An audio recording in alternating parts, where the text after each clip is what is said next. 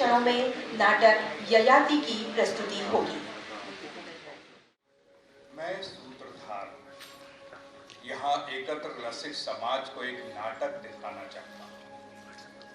ये एक पौराणिक नाटक है, हमारे अज्ञात भूतकाल का एक प्रश्न। लेकिन ये पौराणिक होने पर भी मुख्य रूप से नाटक है।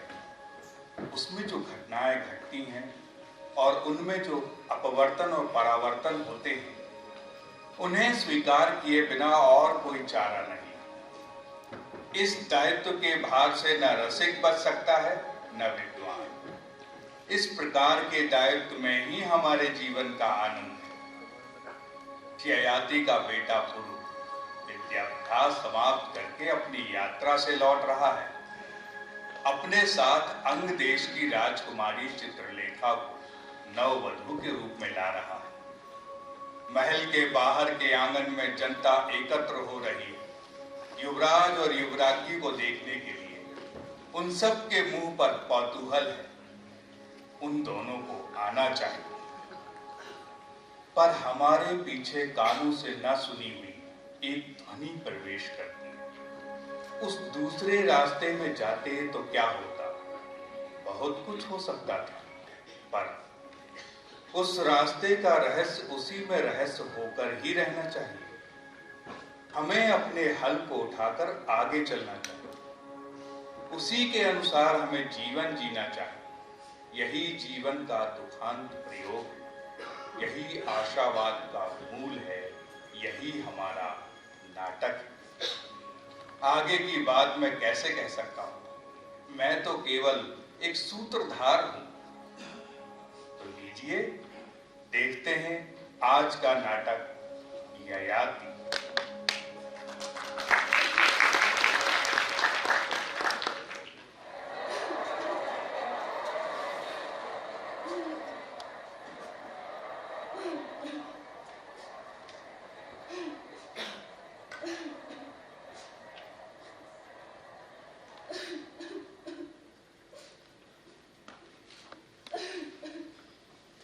रो मत सुवर्णा।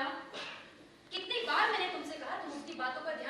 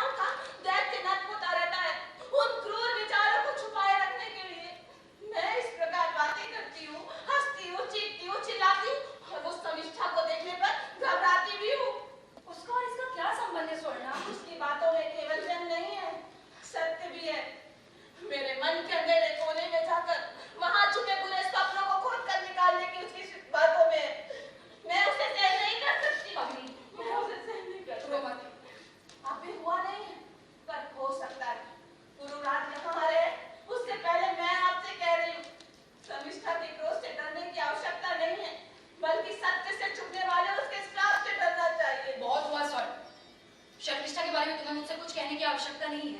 तुम्हें बात करने का अवसर देना ही मेरी भूल थी। अच्छा सुनो, आज पुरुराज आने वाले हैं। यहाँ की सजावट नहीं हुई, अंतपुर की सजावट हो गई? जी। जाओ देखो, कहीं दोनों अंतपुर ऐसे ना रह जाए। जाओ।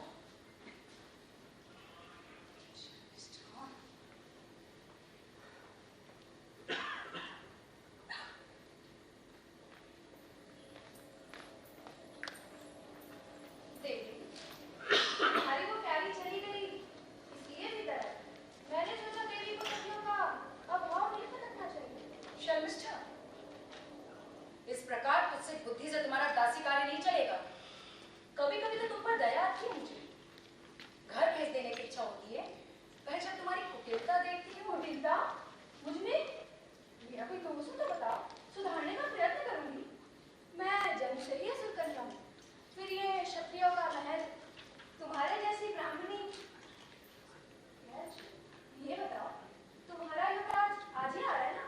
चुभो चुभो और चुभो, बाहर एकत्र लोगों के सामने जाकर कहो मुझे चिंता नहीं है। और वो स्वर्णलता बेचारी परित्यक्ता है, उस पर आप क्यों बरसाती हो? मैंने महाराज से प्रार्थना की थी, इसलिए उन्होंने अब तक तुम्हें सहन किया।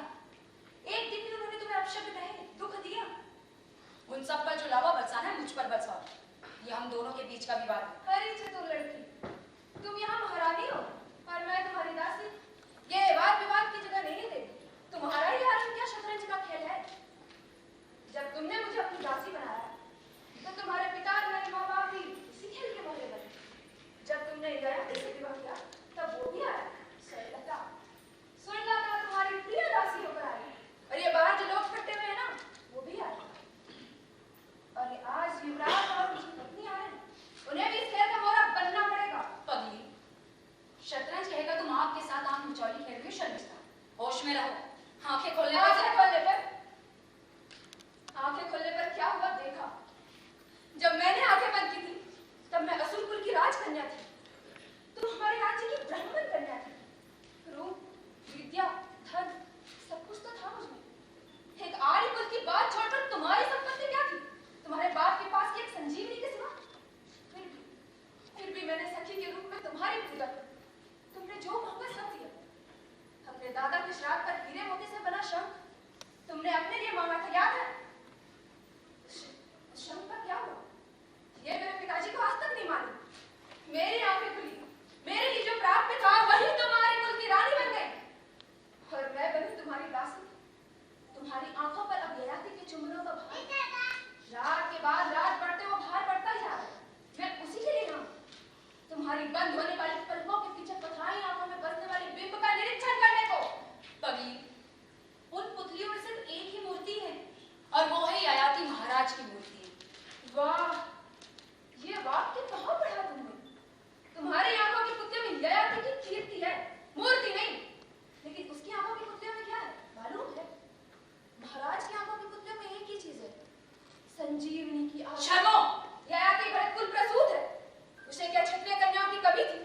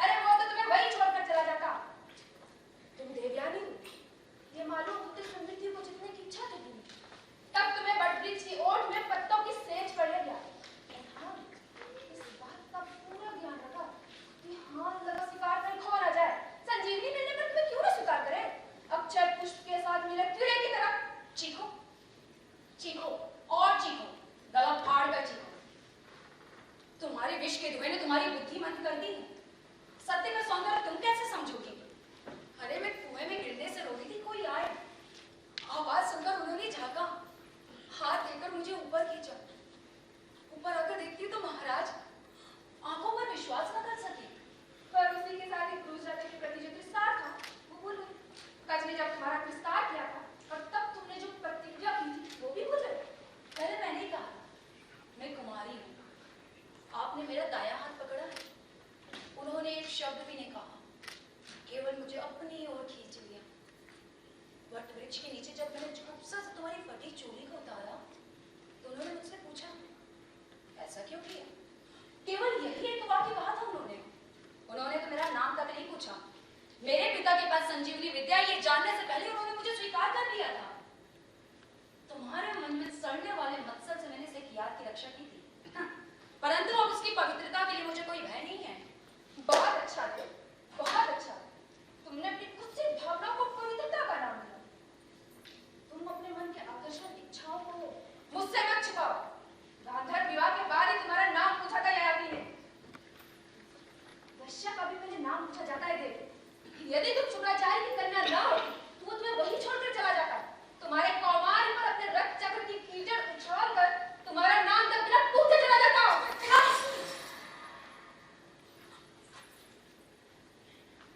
आकर देखिए संजीवनी से विवाह करने वाले प्रेमी।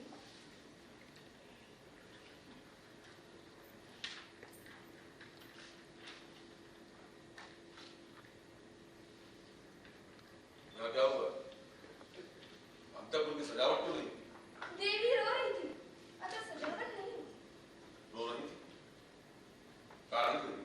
कारण तो एक ही है, महाराज को देखते ही रोने की इच्छा हो जाती है।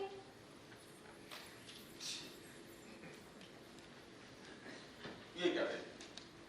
आज शुभ दिन, पूर्वराज के आगमन का दिन, और तुम्हारा श्रृंगार नहीं हुआ, अंतःपुर की सजावट भी नहीं हुई अभी। आपको तैयारी की चिंता है, मेरे यहाँ प्राण जा रहे हैं और आपको श्रृंगार की चिंता है, उत्सव की चिंता। अरे बबली क्या हुआ है? देह के समान मन भी को मत हो गया है क्या? और ये पुत्र में कोई क्षत्रिय कन्या नहीं हूँ, फिर आपने मुझसे विवाह क्यों किया? किस बात को देखकर आपने मेरा वरण किया? विवाह के 2 वर्ष बीत जाने के बाद भी ये प्रश्न, ऐसा क्यों देखी? और ये पुत्र ठिठोली ना कीजिए। आप मुझे कुएं के पास छोड़कर चले जाते तो कोई आपकी निंदा ना करता। मैं भी अपने पाप के भय से चुप रहती। बताइए ना, आपने मेरा वरण क्यों किया? तो वो सब क्यों देखी? चलो उठो, देर हो गई। शब्दों की आड़ में मत छिपिए, मुझे आज ही मालूम हुई जाने की है। तुम्हें ये संदेह क्यों देखी? मैंने तुम्हारा दायां हाथ पकड़ के तुम्हें उठाया, वीरोचित धर्म था, और फिर मैंने तुम्हें पसंद भी किया। इसके अतिरिक्त तुम्हारा रूप। ये सच है? हाँ, तुम्हारी स्वप्न, तुम्हें संदेह क्यों? अरे आपने मुझे पगली कहा ना, इसलिए। ना ना ना, अब तुम शब्दों की आड़ ना लो। मैं जानता हूं इसके पीछे कौन सा भूल छुपा है। शर्मिष्ठा, उसकी जिभ्या तो प्रकाश की भांति चलती है। अब बहुत हुआ, वैसे देर हो चुकी है। कोई बात नहीं, आखिर उसने मेरी नीति को समझ क्या रखा है? उस गिद्ध ने उसे मरा हुआ जानवर समझ लिया। देखो देवया, मैं थक गया। मैं जब भी यहाँ पर आता हूँ तुम लोगों की बकवास झगड़े, मैं आता हूँ प्रेम के लिए, शांति के लिए, समाधान के लिए, तुम्हारे प्रेम के लिए। प्रेम मिलने पर भी तुम्हारी आंखों में शर्मिष्ठा की छाया। इसके बाद भी उसे यहाँ रखने की जिद क्यों? उसने मुझे कुएं में ढकेला था, इतने में उसका प्रायश्चित समाप्त नहीं होता। बस बस, ये बात मैं 1000 बार सुन चुका हूँ। इसका प्रायश्चित तुमने किया ना उसने। आज मुझे इसको समाप्त करना ही होगा। गुरु के आने से पहले इसे समाप्त करना ही होगा। बुलाओ उसको। आर्यपुत्र। कौन है बाहर? आर्यपुत्र, मैं उस राक्षसी का सामना करने की मना स्थिति में नहीं हूँ, और इसके अतिरिक्त मुहूर्त का समय भी तो समीप आ गया है। महाप्रभु। और शर्मिष्ठा को बुला ला। देवी, उस अंतःपुर की सजावट हो गई। मालिक फूलों के टोकरे यहाँ ले आए। सब आ गए? थोड़ी देर में आ जाएंगे। उनके आते ही मुझे सूचित करो। जी माँ। इससे पहले शर्मिष्ठा को बुला ला। जो आ गया। देख, तुम भी अपना श्रृंगार कर। पुरोहित जी तुमसे भेंट करना चाहते हैं। मैंने उनसे वहीं आने के लिए कहा। मैं शर्मिष्ठा को सावधान करके आता हूँ। आर्यपुत्र, वो असुर कुल की है। आर्यों को अपशब्द बोलना तो उसका व्यवसाय बन चुका है। हमारे आज के आनंद में व्यर्थ में बाधा डाल सकती है। देख, क्या उसके साथ मुझे अकेले छोड़ने में डरती थी? तुम चाहो तो तुम भी यहाँ रहो। नहीं, अनावश्यक डाल के लिए अवसर न रखो। ये बात नहीं है आर्यपुत्र, पर क्या देवी तुमने ये समझ रखा है कि मैंने आज से पहले कभी कैसी बातें करते हैं आप? तो ठीक है, मेरा कहा याद है, श्रृंगार जल्दी हो, पुरोहित आने वाले हैं। और हाँ, मुहूर्त से पहले सब हो जाना चाहिए। जी।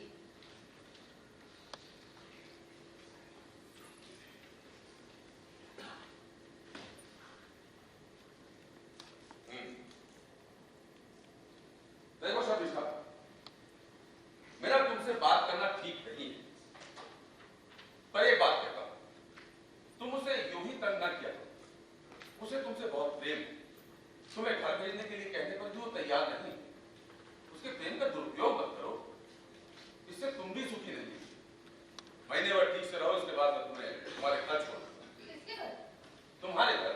भाई यहाँ दूसरी जाति के लोग रहते हैं, उनका संप्रदाय अलग, बोलचाल अलग। ऐसी विजातियों में तुम्हें कितना कष्ट हो रहा होगा, इसकी कल्पना मैं कर सकता हूँ। अब मेरा घर यही है, मैं देवयानी की दासी बनकर ही रहूंगी। ये वचन मैं प्रेमिका जी को दे चुकी हूँ।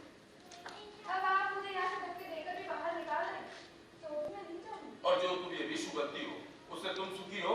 मैं अमृत उगल सकती थी, पर मैं निरीह ब्राह्मण कन्या नहीं हूँ, एक असुर राजपुत्री हूँ।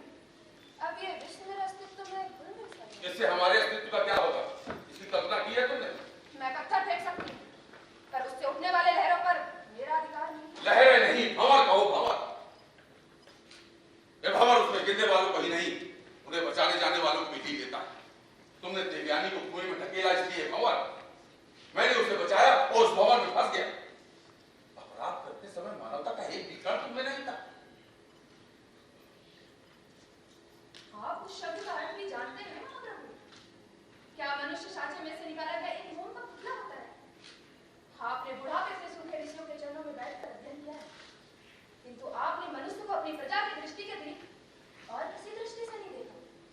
मैंने देखा है, हजारों बार पराजित होने पर भी सुरपति बने इंद्र में, पिता के पास संजीवनी होने के कारण अपने विकारों के लिए जगत को झुकाने वाली देवयानी में, केवल असुर होने के कारण तिरस्कृत होने पर भी अमृत की आशा ना छोड़ने वाले असुर वीरों में। इन सब में मानवता की अलग अलग प्रतिभा दिखाई नहीं देती। मनुष्य का अस्तित्व उसकी मानवता में, उसके अभावों में। मैं तुम्हारा ज्ञान देखकर हैरान हूं, पर अब मुझे जाना। जरा ठहरिए, आपने ही पूछा, बता देती हूँ। क्या आपने ये समझा है कि मैं सदा से ऐसी थी?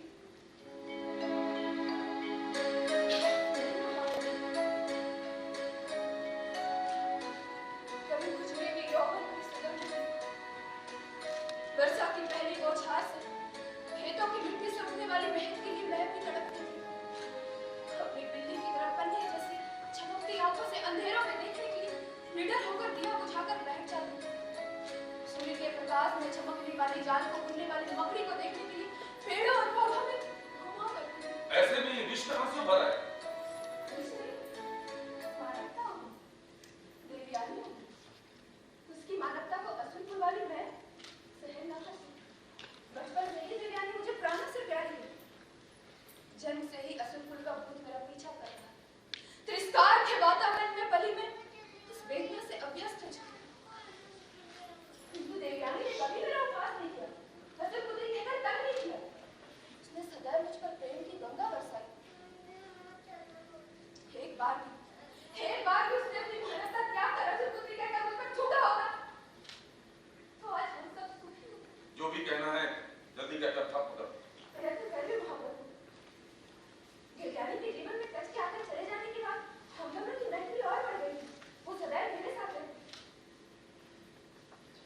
एक बार की बात है, मैं और देवयानी अपनी सखियों के साथ एक उद्यान में जलाशय में स्नान करने गए। हम सखियों को जल क्रीड़ा करते देख इंद्र देवता के मन में शरारत सूझी। उन्होंने वायु देवता को बुला के तेज आंधी चला दी। उस तेज आंधी के कारण हमें कुछ दिखाई नहीं दे रहा था। हमारे वस्त्र इधर उधर हो गए। उस शीघ्रता में मैंने भूलवश देवयानी के वस्त्र धारण कर लिए। देवयानी अति क्रोधित होकर बोली, क्यों रे शर्मिष्ठा, एक असुर पुत्री होकर ब्राह्मण कन्या का वस्त्र धारण करने का साहस कैसे किया? तुमने मेरा वस्त्र धारण करके मेरा अपमान किया है। जरा ध्यान दीजिए महाप्रभु, अगर कोई ये बात कहता तो मैं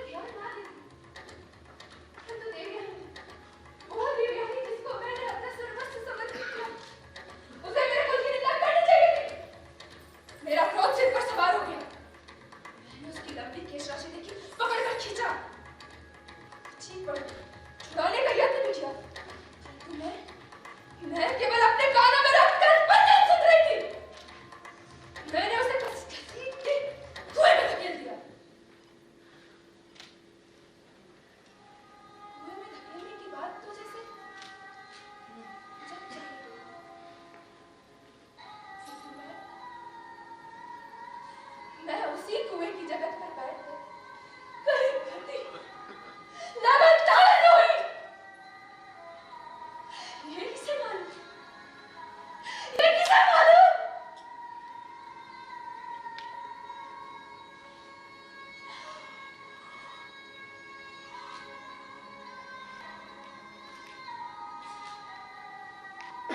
क्यों? आश्चर्य हुआ। मेरी आंखों में भी पानी है महाप्रभु, किंतु लोग तो उनकी आंख को ही महत्व देते हैं। लोग उनकी आंख को ही महत्व देते हैं। मैं तो तुम्हें यहाँ डांटने के लिए आया था, पर अब समझ में नहीं आता कि क्या करूं। नहीं महाप्रभु, ये मेरा हक नहीं है कि आप मेरी कहानी पर विश्वास करें। देवयानी ने भी आपको अपनी कहानी सुनाई होगी, आप उसी की कहानी पर विश्वास करें। यहाँ प्रश्न विश्वास का नहीं है। प्रश्न ये है कि ऐसी परिस्थिति में मुझे क्या करना चाहिए? ऐसा ना कहिए। मैंने अपने पिता को जो वचन दिया है उसे आपको पालन करने की आवश्यकता नहीं है। यदि आप चाहें तो चाबुक के चुंबन के लिए मैं अपनी पीठ को नंगी करने को तैयार हूँ। मन की वेदना के सामने देख कर दंड क्या है शर्मिष्ठा? यदि कुछ नहीं है तो मृत्यु तो है, शूल है, फांसी चढ़ा सकते हैं, और अगर अधिक कृपा दिखाना चाहते हैं तो तेज भी से मेरे पिता को सूचित कर सकते हैं कि किसी रोग में मेरी मृत्यु हो गई। वे शुक्राचार्य के डर से तो किसी भी बात का विश्वास करें। इसके अतिरिक्त देवयानी की दासी बनने के बाद से तो मैं उनके लिए मर चुकी हूँ। शतरंज के खेल का उत्तर नहीं है। ये पागलपन है। इससे खेल सरल नहीं हो जाता। इसका केवल एक ही उत्तर है, तुम्हें घर भेज देना चाहिए। मुझे स्वतंत्रता नहीं चाहिए महाप्रभु। मुझे अब दास्ता का अभ्यास हो गया। दास्तान कर्तव्य का भार नहीं होता। महाप्रभु, आप जिसे अनुभव कहते हैं उसका भार भी नहीं होता। अब मुझे स्वतंत्रता में भी बेड़ी दिखाई देती है। इस बारे में तुम्हें डरने की आवश्यकता नहीं है। यदि तुम जाना भी चाहो तो देवयानी तुम्हें नहीं छोड़ेगी। आज ये रहस्य मालूम हुआ मुझे। और क्या मालूम है? तुम दासी हो। तुम्हारे सामने रानी के बारे में कुछ कहना तो नहीं चाहिए, पर इसलिए कह रहा हूं क्योंकि तुम एक राजकुमारी हो, देवयानी की सखी हो। बचपन में दिखने वाले अविचार मैंने उसमें भी देखे। तुमने उसके अभिमान को ठेस पहुंचाई। अब तुम्हारे प्रत्येक दंश में उसे विजय का आभास होता है। तुम्हारे प्रत्येक हिंसा में उसे पराक्रम का बोध होता है। परंतु मैं तो ये खेल बंद करने के लिए आया। इससे एक लाभ हुआ है। अब मुझे मालूम हुआ कि मैं भी इस खेल का एक मोहरा। उस चिंता की आवश्यकता नहीं है। आपको पहचानने से पहले मैं सारे विश्व से द्वेष कर रही हूँ। आपने अब तक मेरे अरण्य रुदन की ओर ध्यान ना दिया, ये भी एक कारण हो सकता है। अब आपके प्रति द्वेष नहीं है महाप्रभु। आज आंसू बह जाने से मेरा मन हल्का हो गया। अब मैं इस खेल से थक गई। तो क्या करोगे?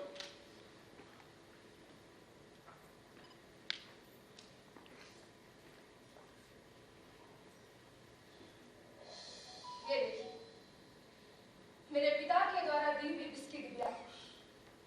इसे मैंने अपने और देवयानी के लिए सजो कर रखा है। किंतु अब उसे मारने की इच्छा मुझ में नहीं। पागल, तुम्हारे मानने से खेल बंद नहीं किया जा सकता। मेरे लिए यही मेरा अंतिम आधार है। शर्मिष्ठा, तुम मूर्खता कर रही हो। तुमने देवयानी को अंधे कुएं में धकेला था। आज तुम उससे भी भयंकर कुएं में गिर रही हो। किंतु उसकी और हाथ बढ़ाने हाथ देने आप सही समय पर पहुंच गए। मैं असूल कन्या हूं। मेरे हाथों में कांटे लगे हैं। शर्मिष्ठा, फेंको इसे। आपने मेरा दायां हाथ पकड़ा। क्षमा कीजिए आर्य, क्षमा कीजिए। मैं केवल दासी हूँ, मैं हारी कन्या नहीं हूँ। आप मुझे अपनी रानी के रूप में स्वीकार करें, ऐसी इच्छा भी नहीं है। मैं केवल दासी बनकर ही रहूंगी।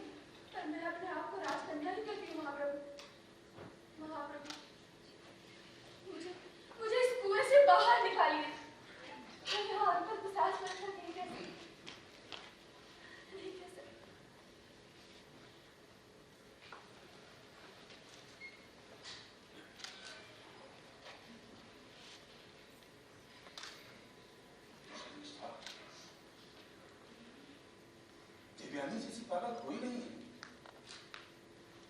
जैसे विनाश को अंधे में रखकर खेल रही है। महाप्रभु, मालिक तैयार है, भीतर बुलाओ। अभी नहीं, आधा घंटे बाद आने के लिए कहो। मैं स्वयं उन्हें बुला दूंगा। और हाँ देखो, मैंने चाहे बगैर किसी को भीतर पता नहीं देना। जो आगे महाप्रभु।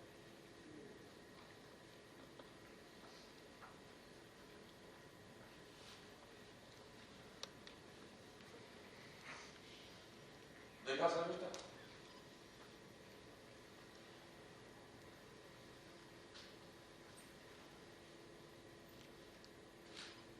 मैंने भी खेलना आरंभ कर दिया।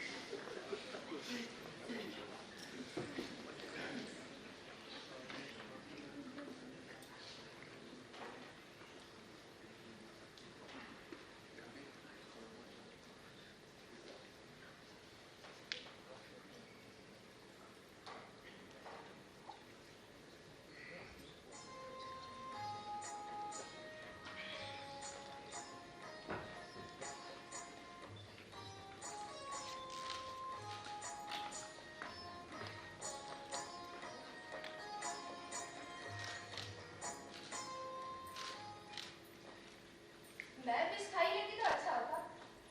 आपने मुझे देर में नहीं रोक दिया। यही तो यौवन का आनंद है शर्मिष्ठा, वो मृत्यु से नहीं डरता। आपके बूढ़े होने तक ऐसा के बारे में कोई रोक नहीं, क्यों? तब तक आपके ऐसे पराक्रमों का हिसाब रखते चले तो देवयानी तो आपसे पहले ही बुढ़िया हो जाएगी। क्यों? तुमने ये समझ रखा है कि भोग के अतिरिक्त तो और कोई पराक्रम नहीं है? मैंने ऐसा कब कहा? किंतु जीते जाने वाले देशों और मारे जाने वाले वैरियों की भी एक सीमा होती है। शैयाग्नि पर ऐसी कोई सीमा है? आर्यावर्त की मुझे व्यर्थ में निराश करो शर्मिष्ठा। अब तक देवयानी की बातें सुनकर तुम्हारे ताने सहे, और अपनी रानी की बातें सहन नहीं कर पाऊंगा। मैं और आपकी रानी, ये कैसा पागलपन है? ये संभव नहीं है। जो भी हो, मैं अपने पिता के वचन के द्वारा मैं सिर्फ देवयानी की दासी हूँ। अब सौत की दासी बनने की इच्छा नहीं है मुझे। एक ही रंगवास में झगड़ते रहना बहुत हो गया। कल से एक ही तरफ से बिगड़ने की इच्छा नहीं है। मेरे रहते तुम्हें चिंता किस बात की? केवल आप। इसके अतिरिक्त मैं राक्षसी हूँ। देवयानी की दासी होने के कारण तो रास्ते पे चल पाती हूँ। अब अगर आपकी रानी बन जाओ तो ये हजारों लोग पकड़ डालेंगे। आपने मैं सोचा लोगों से याद आया कि युवराज के आने का समय हो गया और अभी तक अंतःपुर को सजाया नहीं गया है। घबराइए मत। आपकी चतुर्दासियों ने एक और अंतःपुर सजा दिया होगा।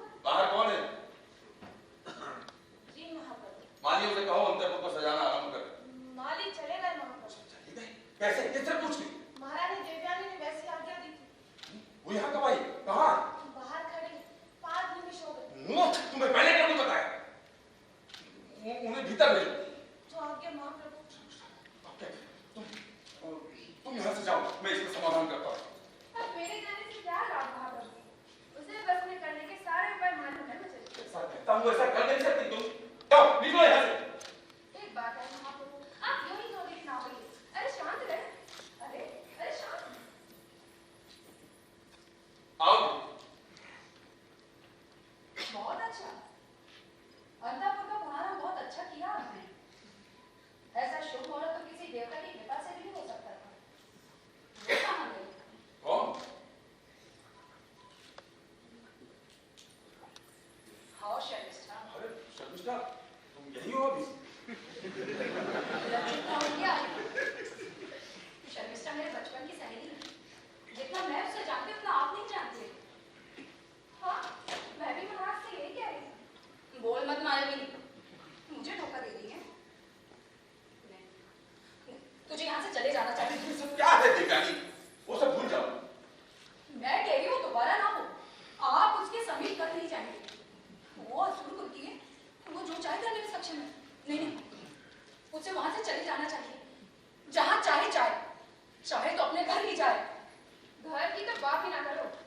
घर अब मेरे संतान है। तुम्हारी दासी बनकर रहने के बाद अब किस मुंह से घर जाऊं? ये क्या पहले मालूम नहीं था? मेरी सहनशीलता का, मेरे प्रेम का ये प्रतिदान दिया तुमने। मरना चाहो तो लो, तुम्हें दास्ता से मुक्त किया। इच्छा हो तो फांसी लगा दो, पर ये राज्य छोड़कर चली जाओ। देवयानी, क्या कुछ सोच ये रहा है? राजा क्या है शर्मिष्ठा? चलो, तुम्हारे कहने के अनुसार ही हो गए। अब मैं अंदर नहीं आऊंगी। राजा क्या बदल गई? मत जाओ। मुझे आज्ञा दे रहे हैं। आपकी आज्ञा से भयभीत होने वाली मैं आपकी प्रजा नहीं हूँ, और आज्ञा से इस निवास की दासी भी नहीं हूँ। मैं केवल स्त्री जो चाहूं कर सकती। जैसे चाहो यहाँ रहो, तुम्हें मेरी अनुमति है। छी, इसकी जिह्वा कटवा देनी चाहिए थी, पर ऐसा नहीं हुआ। इसके अपशब्द सुनने पर भी आप इसे यही रोकना चाहते हैं आर्यपुत्र। हम ऐसे स्थिति में पहुंच गए आर्य चक्रवर्ती। अब क्या वाटिका में वेश्याओं की कमी हो गई है? देव, क्या मैं क्षत्रिय की वेश्या हूं? यहाँ राजा और वेश्याओं का प्रश्न नहीं है। मैंने शर्मिष्ठा को रानी के रूप में स्वीकार किया। रानी? आपकी रानी? मेरी दासी अब आपकी रानी बन गई। उसमें क्या है देवयानी? तुमने अभी उसे अपनी दास्ता से मुक्त नहीं किया। चिंता न करो देवी, इनके ऐसा कहने पर भी मैं स्वीकार नहीं करूंगी। जैसे आज इन्होंने तुम्हें छोड़ दिया है, वैसे ही कल मुझे भी छोड़ सकते हैं। बहुत अच्छा, वाह। अभिनय तो अनुपम है तुम्हारा। अब तक मैंने इतनी स्त्रियों को देखा, और तुम्हारे जैसे अभिनय करके झूठ बोलकर आंखों में धूल झोंकने वाली झुर्रों की पुतली नहीं देखी मैंने। सच बताओ, तुमने मुझसे विवाह करने की इच्छा नहीं है? हाथ छोड़िए। मैंने कहा ना, हाथ छोड़िए। हाथ नहीं छोड़ना है। कम से कम मेरे सामने तो लज्जा रहे। नहीं छोड़ूंगा। पहले बताओ, तुम्हारा ये अभिनय, तुम्हारी ये अपशब्द मुझे शुक्राचार्य के क्रोध से बचाने के लिए तो नहीं है। झूठ मत बोलना, मैं इतना मूर्ख नहीं हूं। कहीं देवयानी क्रोध में आके शुक्राचार्य का क्रोध न बढ़ा दे, यही डर है ना। और तुम्हें ये हट क्यों देगा? आर्यपुत्र, आप जितनी चाहे उतनी स्त्रियां रख लीजिए। चाहे तो कल से आप मेरे अंतःपुर में पाँव न रखिए, मुझे कोई चिंता नहीं। पर इसे त्यागना होगा। त्यागना ही ये हट क्यों देवयानी? बोलना इतना आसान है जितना आप समझते हैं। और इसके अतिरिक्त आज प्रातः इसने मुझसे नीच कहकर, वेश्या कहकर मेरा अपमान किया है। मेरे लिए मेरे पिता के अतिरिक्त मेरा कोई अस्तित्व नहीं है, ये कहा है। अब वेश्या की तरह दर्द की ठोकरें कौन खाता है, मुझे ये देखना है। बाकी बातों के लिए मेरा मुंह ना खुलवा दे।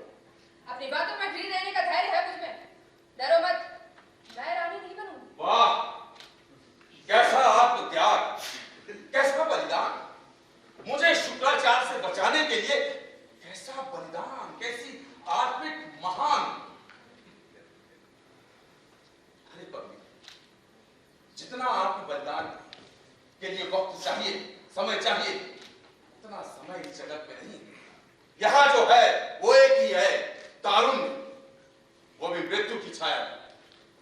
आर्यपुत्र, आप जितनी चाहे उतनी स्त्रियां रख लीजिए, चाहे तो कोई और भी रख लीजिए, मुझे कोई चिंता नहीं है। पर इसे इसके रास्ते जाने दीजिए, मैं आपकी पाँव पड़ती हूँ। हिंसा ना रोकने के कारण अब मैं चलती हूँ वहां पर। जाना ही चाहती हो तो यहां से जाओ, पर सावधान, महल त्यागने का साहस मत करना।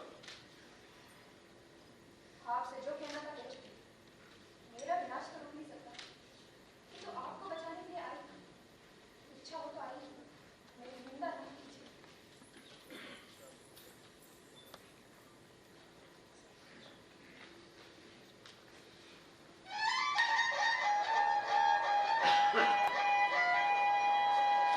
लो, युवराज आ गए। अभी तक अंदर की सजावट नहीं हुई है और जब ये श्रृंगार भी नहीं हुआ तो अब मुहूर्त नहीं रोकना चाहिए। चलो, तुम्हें तो आती उतारनी है ना, आओ। आर्यपुत्र, मेरे अंदर में विष है, उसे उस राक्षसी पर उगलने की विवश न कीजिए। मैंने आज तक आपसे कुछ नहीं मांगा, केवल यही मांगी हूँ, उसे छोड़ दीजिए। देवयानी, किसी और के बारे में होता तो मैं मान भी लेता, पर इस बारे में मत लो। मैंने आज तक स्त्रियों के मन को अपने रूप से, अपनी बातों से जीतता आया, पर शर्मिष्ठा ने मुझे चकित कर दिया। अपनी भाव भंगिमाओं से नहीं, अपने रूप आकर्षण से नहीं, मुझे उसने अपनी बातों से हरा दिया। भरतपुर को ऐसे हराना चाहिए क्या? अब मेरे मन की शांति लौटानी है तो मुझे उसे जीतना है। वरना एक बात है दिला, तुम दोनों की ईर्ष्या और तानों से मुझे ऐसा महसूस होने लगा था जैसे मैं बूढ़ा हो रहा हूं। शर्मिष्ठा ने मुझसे भुलाकर मुझे पुनः यौवन दान किया। मैं उसे नहीं छोड़ सकता। चल युवराज, मैं नहीं जाती, आप जाइए उसके पीछे। चाहोगी नहीं? ये क्या है? हमारे झगड़े से युवराज का क्या संबंध है? लोग क्या कहते हैं? ठीक है, नहीं जाती तो ठहरो, विश्राम करो, मैं युवराज को यही लेकर आता हूं।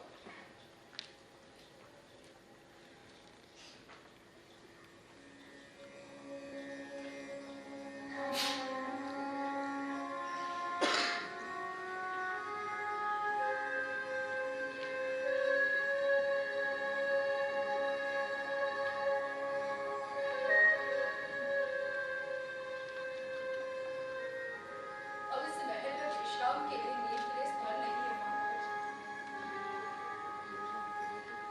और है तो केवल मृत्यु।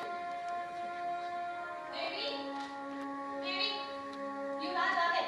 आरती की तैयारी दो। ये क्या देवी? युवराज चाहे तो लौट जाए, मेरे अपने झंझट कम नहीं है। ये सब लेकर ओढ़िए बिछाओ। ऐसा मत कहिए देवी, आपकी बहू आ रही। महाराज चाहे कुछ भी कहे, आपको अपना कर्तव्य तो निभाना चाहिए ना। उनका ये सब सहन करने के लिए कोई क्षत्रिय रानी नहीं समझी। नहीं आए क्षणों गति ठहरी तो मेरे कुल का अपमान हो सकता है। ये क्या देवी, महाराज तो छोटे बच्चे के समान है, कल शर्मिष्ठा को बोल सकते हैं। व्यर्थ में गुस्सा करने से कल अनर्थ हो सकता है। आपकी बहू बेचारी, अगर युवराज का अपमान हो तो कल बहू के पाप घर में पड़े लक्षणों की बात कहे बिना लोग नहीं रहेंगे। और मेरा अपमान, मेरा प्रेम ही जब मिट्टी में मिला जा रहा हो तो मैं अपनी सौत की बहू के मान अपमान की चिंता करूं। वो सौत की बहू नहीं है, आपकी बहू है। युवराज को जो बचपन में छोड़ गई, उसे सौत की बहू कहकर उसकी निंदा ना कीजिए। वो निष्पाप है देवी। आप ही तो मैं ही हूँ स्वर्ण। इस पुण्य स्थल में रहने की योग्यता मुझ में नहीं है। मैं ही यहाँ से जाती हूँ। परिस्थितियों से भागने पर मन से भागा नहीं जा सकता देवी। यदि आपने अपने को वश में ना रखा तो सब भस्म हो जाएगा। मेरी बातों का बोले भले ही ना सही, मेरे अनुभव का तो सम्मान कीजिए। प्रत्येक का अपना अपना अनुभव होता है स्वर्ण। हर किसी के अनुभव को गले में बांधकर मरने का कोई अर्थ नहीं है। मैंने मन में सोच लिया। मन को बदला जा सकता है देवी। एक बार भस्म होने के बाद जीवित चुप रहो दासी।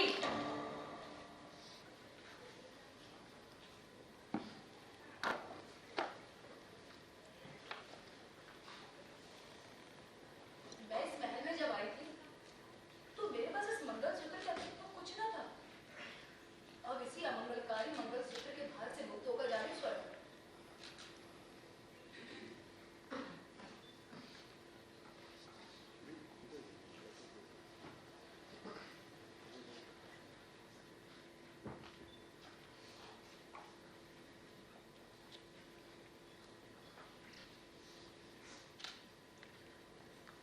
मैं ये भूल गई थी कि मेरे बातों का कोई महत्व नहीं है। आप मेरी बातों को नहीं मानना चाहती ना सही।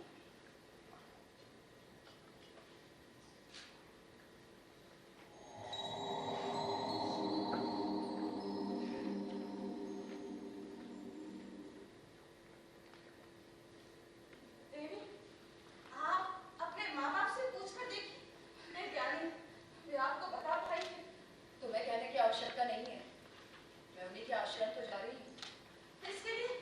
इसके लिए आश्रम जाने की क्या आवश्यकता है? युवराज को देखने के लिए शुक्राचार्य स्वयं यहाँ पधारे हैं। देखिए, युवराज आ गए।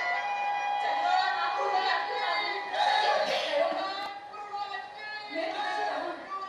अभी किसी ने कहा कि वे नहर के समीप आ गए। शिव जी के मंदिर से आ रहे हैं। चलो मुझे बटन आओ शर्मिष्ठा, तुम यहाँ नाश की अंतिम चिंगारी फूकने आई हो। एक बात कहने आई हूँ। युवराज यहाँ आ रहा है। पहली बार तुम्हें देखने आने वाला है। तुम्हें स्वयं उसकी आरती के लिए जाना था। जाने दो।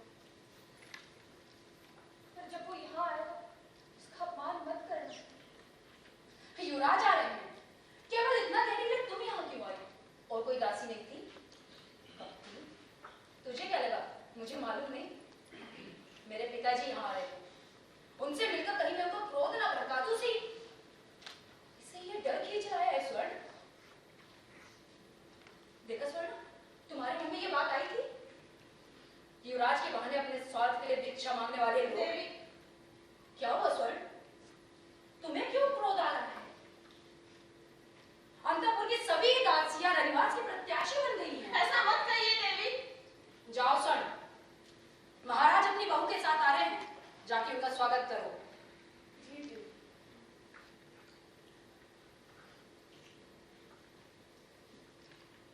युवराज के आने तक मुझे यहाँ रोकने का विचार है ना शर्मिष्ठा? एक काम करो, तुम यहाँ बैठे रहो और जो पुरुष दिखाई दे उसके पीछे भागने के लिए। और अगर महाराज की चिंता है तो ये राज्य छोड़कर चली जाओ। अब मैं कहाँ जाऊँ देवी?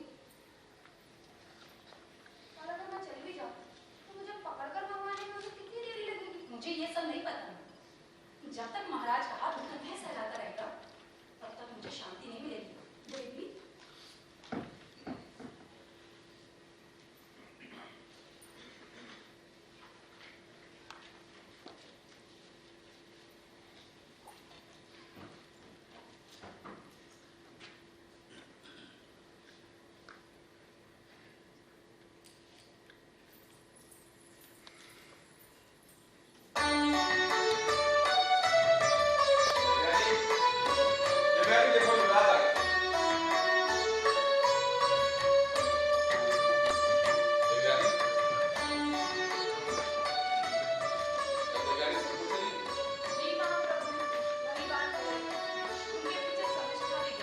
क्या हुआ? मैंने शुक्राचार्य पधारे हैं। उनसे बात अपने करना। पिता को देखने की आतुरता रोक नहीं पाएगी। इसके अतिरिक्त उन्होंने मुझे कभी देखा भी नहीं। जब आगे तो प्रतिदिन देखने का समय मिलता ही रहेगा, तो सोचा होगा कि बाद में देखा जाएगा। उसमें क्या बात है पिताजी, ठीक ही है। अब तक जो मेरी शेष रह गई है उन्हें भी पूरा कर दीजिए। वो सब पुरोहित देख लेंगे, तुम लोग विश्राम करो। दासी, इन्हें विश्राम गृह तक ले जाओ। आइए युवराज। मैं तो थका नहीं और प्रवेश की मूर्ति की प्रतीक्षा में नगर के बाहर 2 दिन विश्राम किया है, वही बहुत।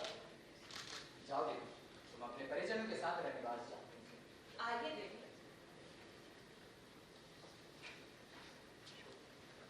चलो हम भी सभागृह की ओर चले, वहीं बैठकर बातें करेंगे। यहीं बैठे पिताजी, संभवतः महारानी भी यहीं आ सकती है। यहाँ जाओ तो यही ठीक है।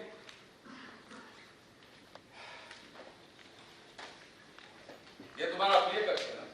हाँ, सारे महल में यही एक कक्ष मुझे पवित्र लगता है। कहा नहीं जाता कि दीवारों के भी कान होते हैं। नहीं उनकी वाणी होती तो उनका संगीत सुनने यही बैठा है। मेरा प्रिय कक्ष, पूर्व जन्म के परिचय के समान दिखने वाला माँ का मन, मेरे आनंद के क्षणों का कक्ष। गुरु, तुम तो ऐसी बातें कर रहे हो मानो तुम्हारा जीवन ही समाप्त होने वाला है। अरे ये सब छोड़ो, तुम तो आश्रम की बातें बताओ। दूतों ने क्या अब तक बताया नहीं? दूत बिना बताए देंगे, पर तुम बताओ, तुम्हें कैसा लगा? तुम्हारा स्वयंवर कैसा रहा? कहना क्या है, ये भी बाकी स्वयंवरों के समान ही था। अपनी प्रशंसा करने से लजाने की आवश्यकता नहीं है। मैं लजाता नहीं, पर मैं महापुरुष नहीं। हाँ, महापुरुषों के वंश में जन्म अवश्य लिया, पर एक मनुष्य मात्र हूं। गुरु, हमारे वंश के बारे में बात करते समय तुम उपहास का सा स्वर क्यों निकालते हो? हमारा अनुपम कुल है, उसमें जन्मे तुम पुण्यात्मा हो, उसकी महिमा हमें मालूम होनी चाहिए। ये नहीं कि महापुरुषों का कुल कहकर उसे अपमान करने का क्या मतलब? आश्रम में क्या? आश्रम में वहां मैंने केवल एक ही बात सीखी, हमारे वंश की गरिमा।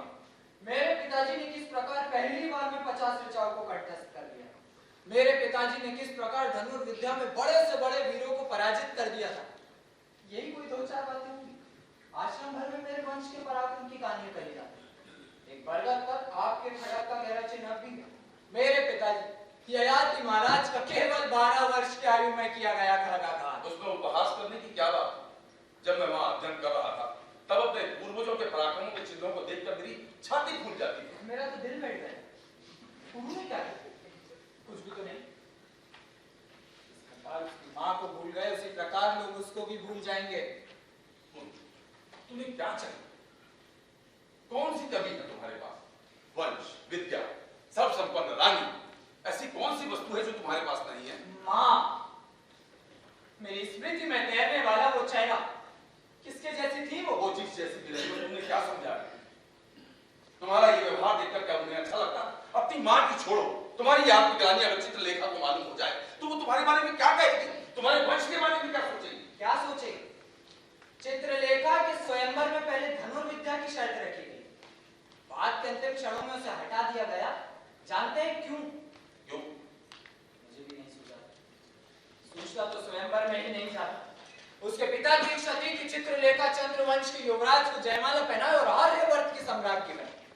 उन्होंने ये सोचकर शर्त रखी थी कि चंद्रवंश के युवराज के लिए धनुर्विद्या क्या चीज है, पर मेरे शौर्य का परिचय मिलते ही उन्होंने वो शर्त हटाकर चंद्रवंश का सम्मान किया, आपकी कीर्ति का सम्मान किया। ऐसा लग रहा था मानो चित्रलेखा का विवाह मुझसे नहीं आपसे किया गया है। वो तो मूर्ख हो, ये कैसी बातें कर रहे हो? तुम्हारे दिमाग में गोबर किसने बात किया? चित्रलेखा ने। हाँ, उसी ने, मेरी 15 दिन की पत्नी ने। उसे मेरे बारे में अकथनीय असंतोष है।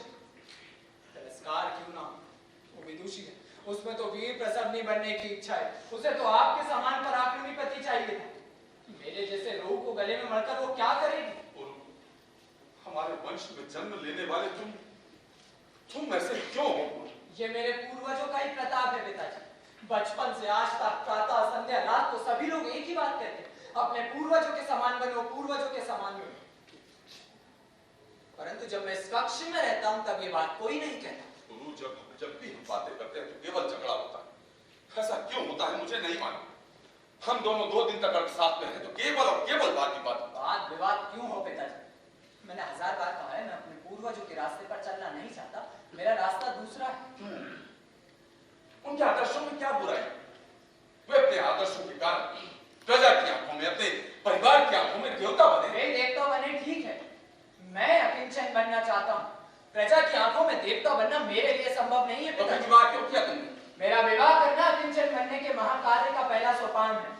मैं अपने पहले बेटे को आपकी गोद में डालकर चला जाऊंगा। वो अपने पूर्वजों के महान रास्ते पर चलेगा और मैं अपने रास्ते पर चलूंगा। बात करना आसान है गुरु, बात करना बहुत ही सरल है। तुम्हारा रास्ता कौन सा है तुम जानते हो?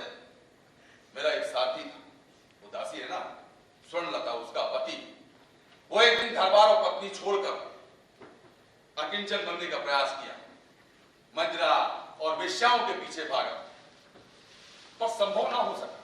उसके मन को शांति नहीं मिली और उसने आत्महत्या कर दी। तुम क्या करोगे? कम से कम मुझे तो जानते ही हो। नहीं, वही तुम दूसरे किसी और प्रश्न का सामना मैंने नहीं किया। मैं अपने अस्तित्व से ही घबराता हूँ। इस देह की सार्थकता को सिद्ध करने के लिए जब मैं अपने भीतर झांकता हूँ तो वहां कुछ नहीं दिखता पिताजी। अपने आप से प्रश्न पूछने का साहस भी यदि हो तो वो भी बहुत है। अपने आप से प्रश्न पूछने का साहस, इसका क्या अर्थ? आपको वो सब कैसे समझ में आए? आप लोगों को तो प्रश्न करने का अवसर ही नहीं आया। पराक्रमी बनना चाहिए, वैभवशाली होना चाहिए, पत्नी और बच्चों की आंखों में, प्रजा की आंखों में देवता बनना चाहिए। आपका रास्ता स्पष्ट था। अपने मन से प्रश्न पूछने का धैर्य ना होने से मैं तड़पता रहा। ऐसी बातों को समझने के लिए आपके पास समय कहां? मेरा ही दोष है। हमने तुम्हें कभी भी समझने का प्रयत्न नहीं किया। आज इसी दर्द में करेंगे। बस पिताजी बस। दया और दया का मरहट आपको शोभा नहीं देता। और ऐसी सहानुभूति से कोई भी समस्या हल नहीं होती। गुरु, हमारे बात करने से कोई लाभ नहीं। हमें चुपचाप बैठ कर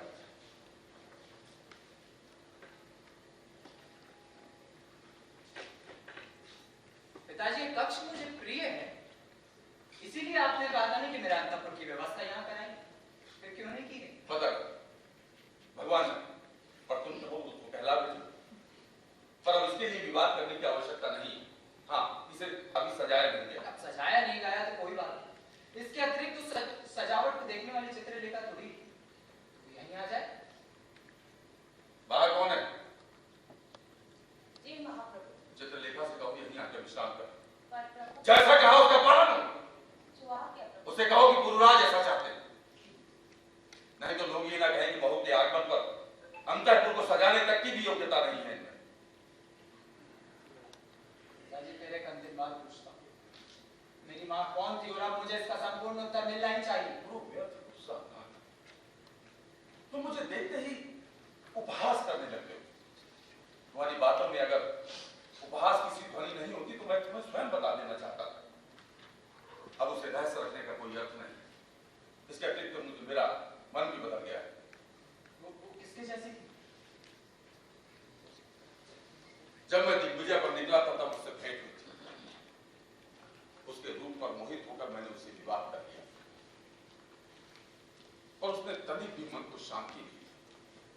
उसके मरने तक मेरा जीना दुर्भर हो गया। वो केवल तुम्हारी मां थी, इसलिए मैंने उसे पटरानी बनाया। बाद में वो हम सबको धोखा देकर चली गई। राज पुरोहित से लेकर हमारी यशशाला के सेवक तक की आंखों में धूल झोंककर वो चली गई। क्यों? क्या हुआ था? उसके अंतिम दिन सुख से नहीं बीते। पीड़ा में तड़प तड़प कर अंत में जब ये स्पष्ट हो गया कि अब उसका बचना संभव नहीं, तब उसने सच कहा। वो एक राक्षस कन्या थी। हाँ, तुम्हारी धमकियों में राक्षस रक्त भी है। मुझे तुम्हें ना के बराबर करना था। राक्षसों से तुम्हारा संबंध समाप्त करना था। आर्यावर्त की चक्रवर्ती के मन में अशुभता का एक भी अंश नहीं होना चाहिए। बस इसीलिए छिपाए रखा, इसीलिए छिपाए रखा।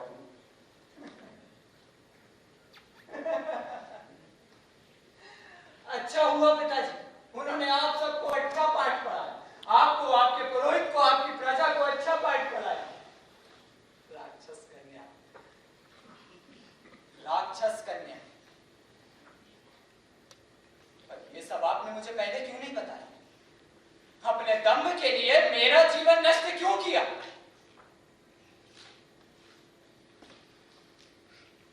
ऐसे बैठे क्यों देख रहे? ताबू क्यों नहीं खोला?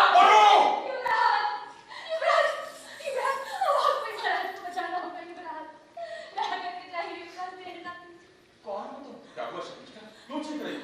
बता दूं, पर मिलन ना कीजिए युवराज। वे नगर छोड़कर चल पड़े हैं। अरे शर्मिष्ठा, ऐसा क्या हो गया? वो पानी कौन? शुक्र है सारे प्रभु, वो और देवयानी। नगर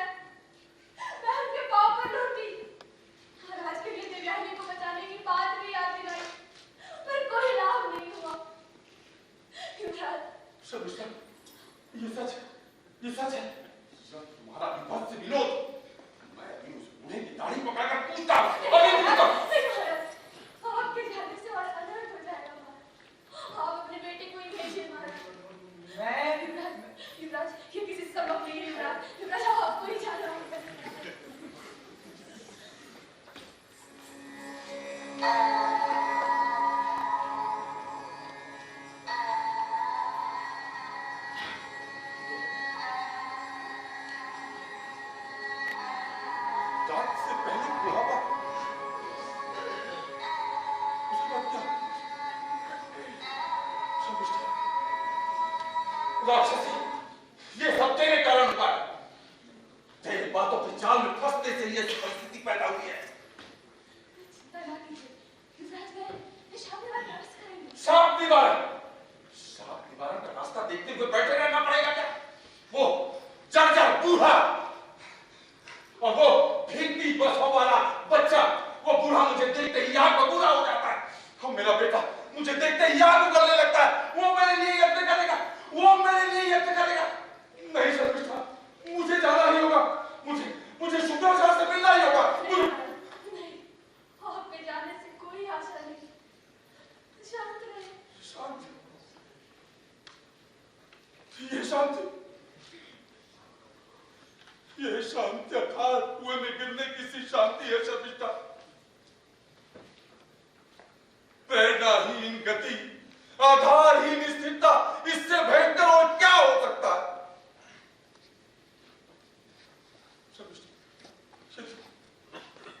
यदि वो शांत न हुआ, यदि शांत न हुआ तो क्या होगा शर्मिष्ठा? फिर क्या होगा? चिंता ना करिए। तो क्या है? हो सकता है युवराज साफ निवारण अवश्य करा ले। हम घबराए नहीं महाराज। तुम चुप रहो। बुढ़ापे से कोई नहीं बच सकता। आपने उसे व्यर्थ में जल्दी बुला लिया है। कोई बात नहीं। अब आप स्वीकार कीजिए। मैं भी साथ चलती हूँ। मुझे आपके दुख की गहराई का ज्ञान नहीं, कल्पना कर सकती। तुम उसकी कल्पना नहीं कर सकती। तुम कभी कल्पना नहीं कर सकती। तुम मुझसे बाहर की, मेरे दुख से बाहर, मेरे अस्तित्व के बाहर, तुम केवल मेरे अधर पतन को देख सकती हो। अब तक अभिमान से निमिषों को अपने अधीन वज्र के समान एकत्र करके रखा। ये देखो, मेरी मुट्ठी में ही विस्फोट हो जाए तो क्या करे शर्मिष्ठा? तो क्या करे? आप एक बार तपस्या से अपना परिचय करके तो देखिए। वो इतना सरल नहीं है शर्मिष्ठा, वो सरल है नहीं। यदि मुझे मेरा परिचय देना तो मुझे तरुण बने रहना होगा। हाँ, मुझे तरुण बने रहना होगा। मुझे तरुण बने रहना होगा। मुझे तरुण बने रहना होगा। मुझे तरुण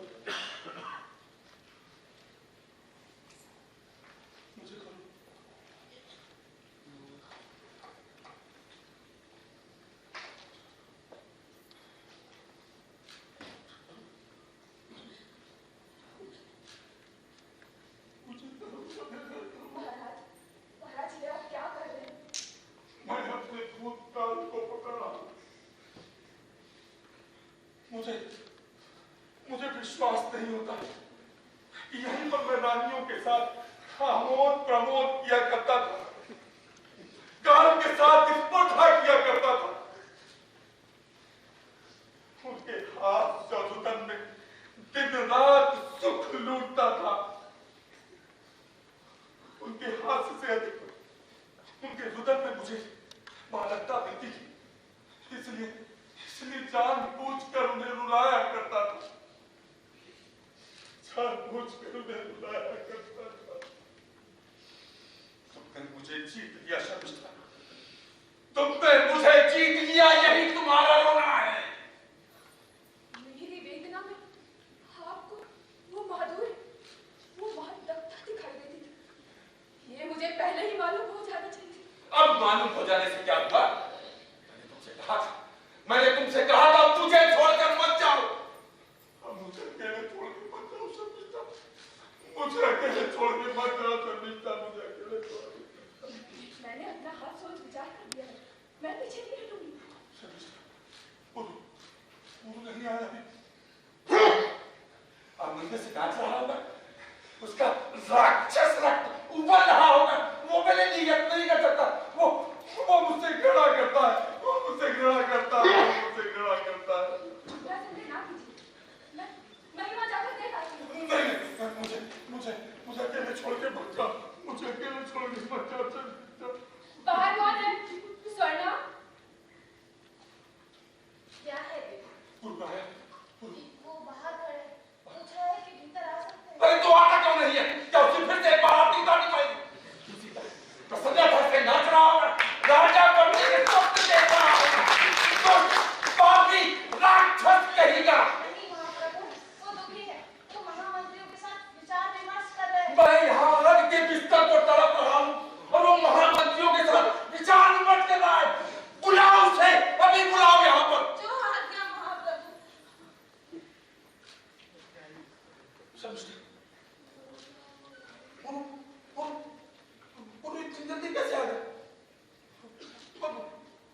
उसकी शुक्राचार्य से भेंट ही नहीं हुई होगी, ये या फिर उन्होंने उसे खाली हाथ लौटा दिया।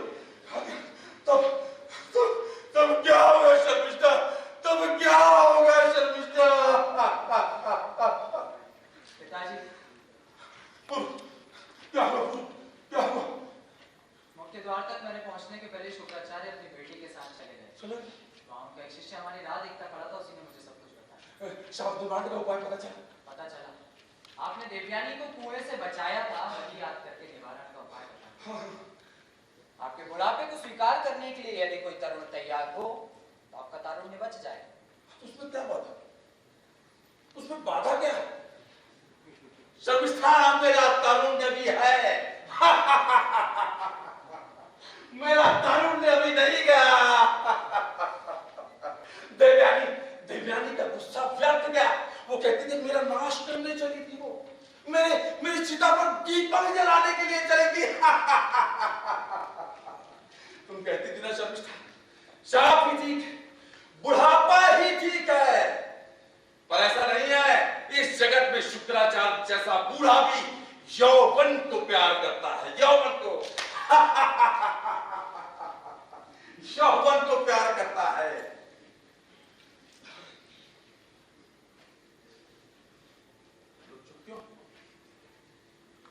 तो जल्दी आप पार हो गया, तुम लोगों को हर्ष नहीं हुआ? अरे क्या मेरे आनंद में कोई दोष? नहीं पिताजी, पर आपके बुढ़ापे को स्वीकार कौन करेगा? अरे इसीलिए तो तुम्हें लड़का कहा जाता है। अरे उसके लिए क्या कमी? आर्यावर्त के चक्रवर्ती के लिए क्या कमी? पूरी प्रजा उससे प्रेम करती है, आज्ञा पालक है। उनमें से एक भी आने के लिए तैयार नहीं है। ऐसा कहना कितना पागलपन है। मेरी बात सुनिए, अपने ऊपर आए श्राप को ले लेने के लिए किसी पागल या योगी से भिक्षा मांगने की क्या आवश्यकता है? हम चुपचाप वान को स्वीकार करते हैं।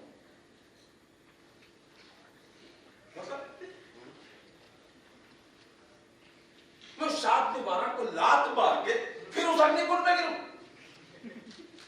कैसा तुम्हारा मोह, कैसी दया! मैं फिर से बुढ़ापा स्वीकार कर लूं। एक बात बातों के जाल में फंस चुका हूं। दोबारा जर्जरित होकर तुम्हारी सहायता के लिए तुम्हारे पैर नहीं पड़ता रहूंगा। देखो इस पर विश्वास करना चाहिए, इस राक्षसी पर। पिताजी तुम चुप रहो, इसे तो मैं। पिताजी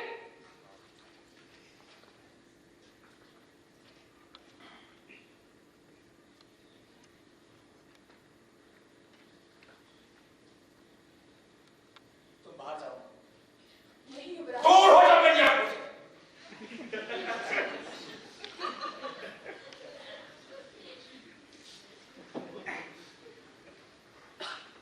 आप दया करके बाहर जाओ, मैं आपको विस्तार से बताता हूँ।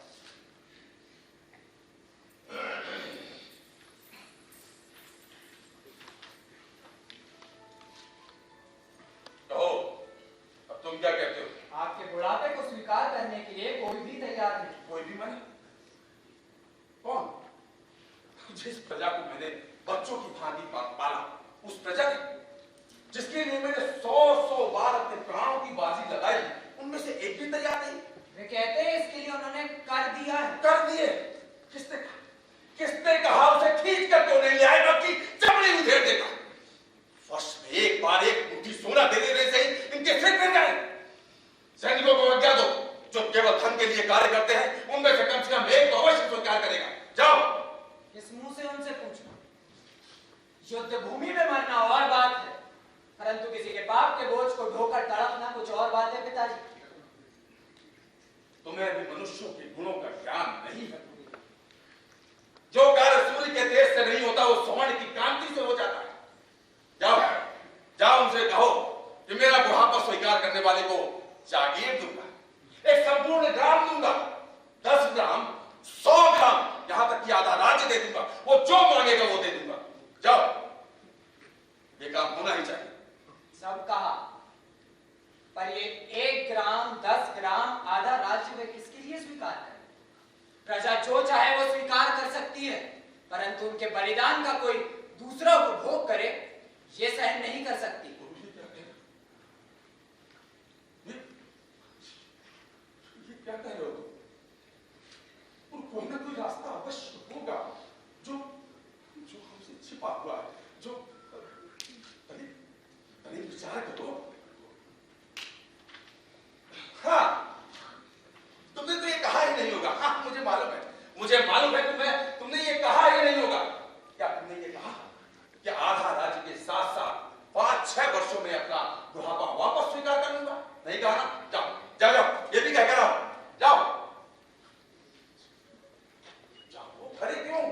5-6 वर्ष ही क्यों? मैंने तो यहाँ तक भी कहा कि अगले वर्ष आप उसे लौटाना स्वीकार कर लें। हाँ